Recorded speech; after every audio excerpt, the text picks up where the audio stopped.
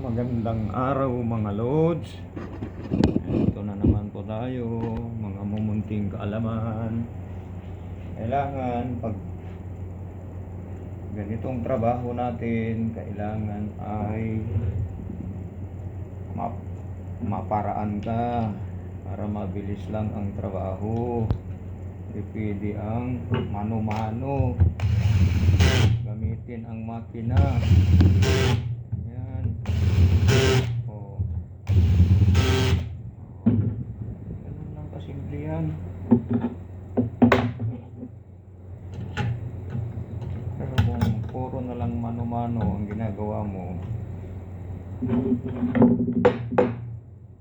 abutin ka na ng 18, hindi pa natatapos yung trabaho mo. Kailangan kung ano ang gamit mo na mayroon ka, mahanap ka ng paraan para mapadali yung setting, trabaho. Yan. Okay. Ganun lang yun.